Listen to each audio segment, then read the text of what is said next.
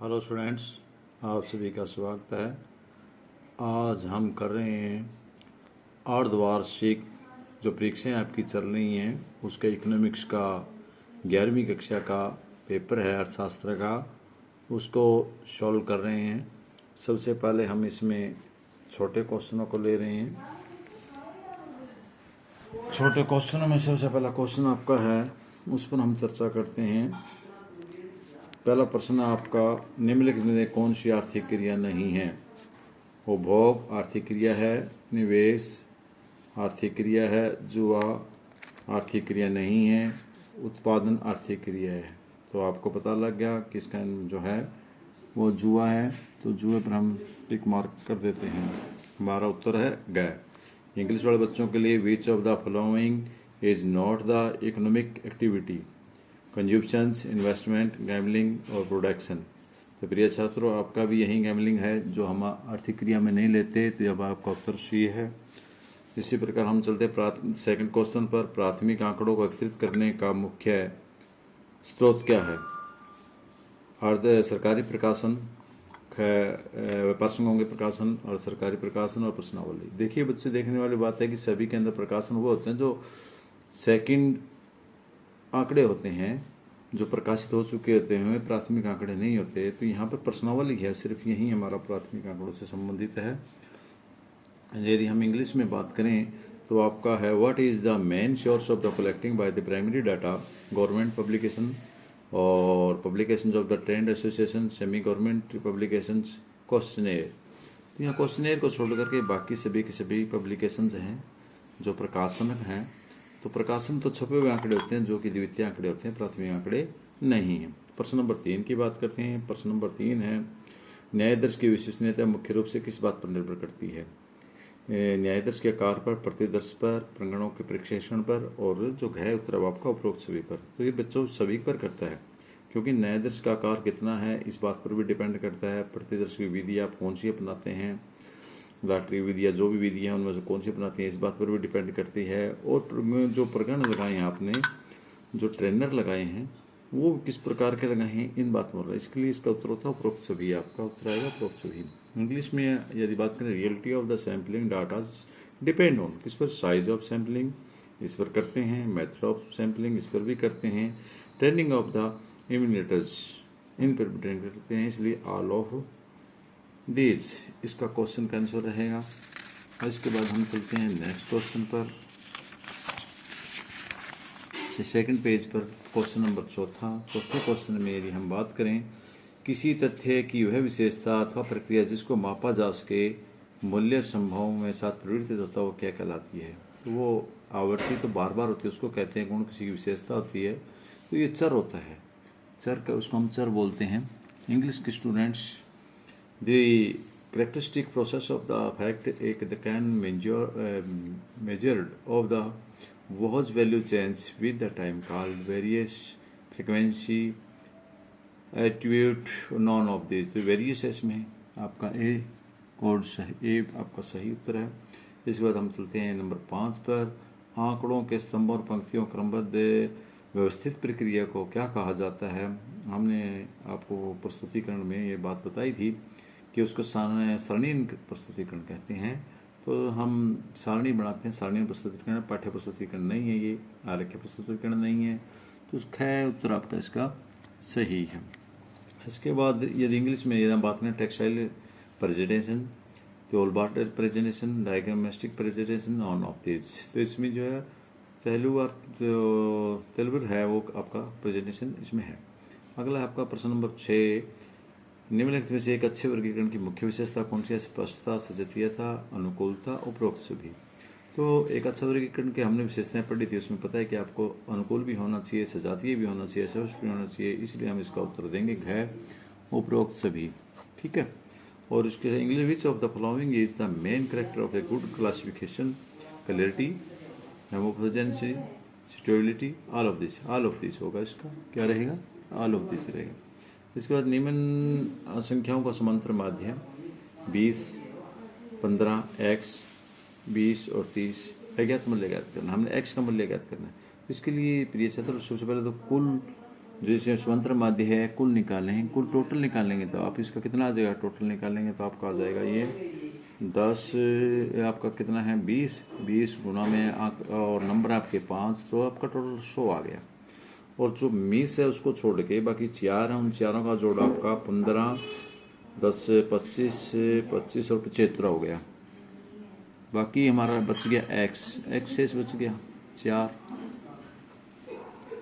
अंक, 4 अंकों का जोड़, पांचों का तो ये था हमारा, 4 अंकों का जोड़ ये है, तो हमारा शेष एक्स बच गया 25। तो एक्स की हमारा क्या आएगा 25 आएगा। तो सभी को आ गया होगा इंग्लिश में। Arithmetics means it is item 10, 15, x 20, 30, 20 mean there 25। Okay 25। इसके बाद समांतर माध्यम में लेके विचलनों के वर्ग के उनको क्या कहते हैं? समांतर माध्य से लिए गए विचलनों के वर्गों के माध्य को हम माध्य विचलन बोलते हैं। इसको माध्य विचलन, क्योंकि हम माध्य विचलन निकालते हैं समांतर माध्य से निकालते हैं, मीडियन से निकालते हैं। ये what is the square root of the mean of this curl और deviation of the value called standard variation, mean variation, variance range, mean variation बोलते हैं इसको। इसकी वजह कौन सा सहसंबंध गुणांक सबसे धनात्मक सहसंबंध को दर्शाता है? देखिए यहाँ 0.4 और इसके बाद है आर है वो आपका 0.2 और आर जी 0.09, 0 और अगला 0.8।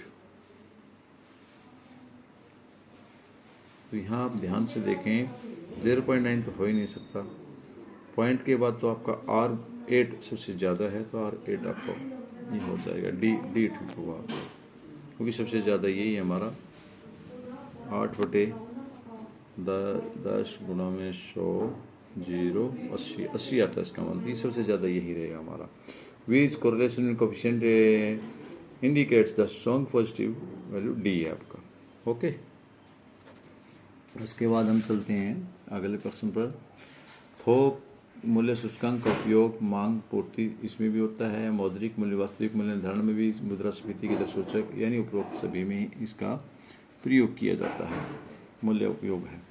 आगे है what is the main use of the wholesaler price, forecasting demand and supply, estimate of the monetary value and the real value, in indicator of the rate of inflation, all of the, यहाँ all of the above आपका answer बनता है। इसके बाद जो आपका एक number वाले प्रश्न है आपके, एक वर्ड जिनके लिए आपने यूज करना है, यह लिखना आपने। व्यक्ति अपनी आवश्यकताओं की संतुष्टि के लिए वस्तुओं और सेवाओं को उपयोग करता क्या कहलाता है? या what does a person called whose consume goods and service satisfactory his need, इसको कंज्यूमर बोलते हैं, कंज्यूमर। और उपभोक्ता भी कह सकते हैं आप हिंदी वाले। इसके बाद जो नेक्स्ट है वो किसी देश की आंकलन के लिए किस विधि का उपयोग किया जाता है? तो हमने जो जनसंख्या है उसको जनगणना विधि द्वारा प्रयोग करते हैं, जनगणना या जनगणना विधि का प्रयोग करते हैं इसको। सेंसिस भी बोल इंग्लिश वाले, विद जनगणना,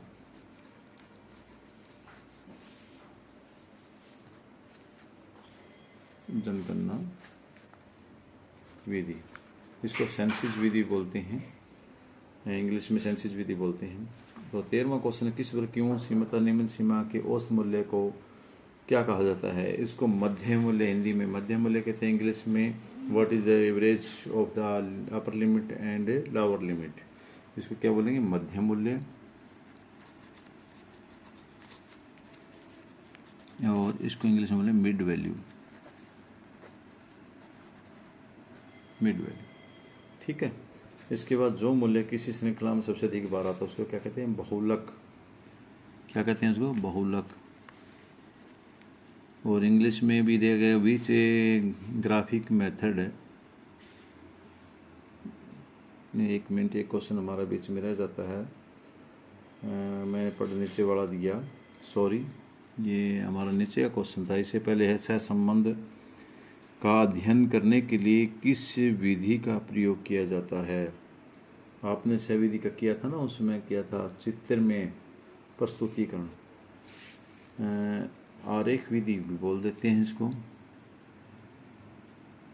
आरेख विधि या चित्र में चित्र में। और जो मूल्य किसी श्रृंखला में सबसे अधिक बार आता है उसे क्या कहते हैं? इसको बहुलक बोलते हैं, बहुलक, या इंग्लिश में इसको मोड बोल देते हैं। जो the value of the series the course maximum time in the mode, Z के द्वारा इसको प्रदर्शित किया जाता है। उसके बाद प्राथमिक आंकड़ों को करने की दो विधियां हैं, मेरे ख्याल में सभी बच्चों को याद होगा, आराम से बता देंगे कि प्राथमिक आंकड़े होते हैं वे एक प्रश्नावली के द्वारा, एक गणकों के द्वारा प्रयोग किए जाते हैं, या किसी संस्थान के पास जाकर के भी लिखो पर्सनली व्यक्तिगत रूप से मिलकर भी प्राप्त किए जा सकते हैं। समांतर माध्य के दो गुण कौन कौन से हैं? ये सरल है और सरल सहज है, आसान है होता है करने में, और सभी का प्रतिनिधित्व भी करता है सभी मूल्यों का। उपभोक्ता सूचकांक क्या है? सभी उपभोक्ताओं के मूल्य के लिए जो बेसिक ईयर है और करंट ईयर है उसके बीच में जो अंतर आया है उसको दर्शाता है, उससे हमारा उपभोक्ता मूल्य से उसका वो। इसके बाद जो आपके बड़े प्रश्न हैं सांख्यिकी के 3 में, तो ये भी आपने कर लिया था। इसके बाद प्राथमिक आंकड़ों को और द्वितीयक आंकड़ों में आराम से आप इसको स्पष्ट कर सकते हैं, बड़ा इजी क्वेश्चन है। इसके बाद छात्र जो सा है वो न्यूमेरिकल क्वेश्चन है आपका। ये था हमारा निम्नलिखित आंकड़ों को विचलन ज्ञात कीजिए। इन 5 अध्ययन का मानक विचलन ज्ञात करना था, जो मैंने नीचे सॉल्व किया है, इसको आप देखें। मैंने कोशिश की है, तो मेरे ख्याल में ये इसी प्रकार आएगा, तो आप इसको करके सरल करके देख लेना। इसके बाद जो क्वेश्चन नंबर हमारा है वो है 22 में भी हमारा न्यूमेरिकल क्वेश्चन था। इसमें 2 क्वेश्चन दिए हुए हैं, जिसमें से हमने फर्स्ट क्वेश्चन को सॉल्व किया है, जो सॉल्व करके आपके सामने पेश किया है वो आप देखें। आप सबसे पहले आप सामने लिखें, मध्य मूल्य निकालें और एफ एम मूल्य है, एफ में फ्रिक्वेंसी लिखें और मध्य मूल्य की फ्रिक्वेंसी की गुणा करके जो भी आपका 192 है उसको 32 से भाग देंगे तो आपका अच्छा आंसर आ जाएगा। बहुत ही आसान था, बहुत ही ईजी था। इसका हमने समांतर माध्य निकालना था। इसके बाद जो अगला है हमारा जो क्वेश्चन नंबर है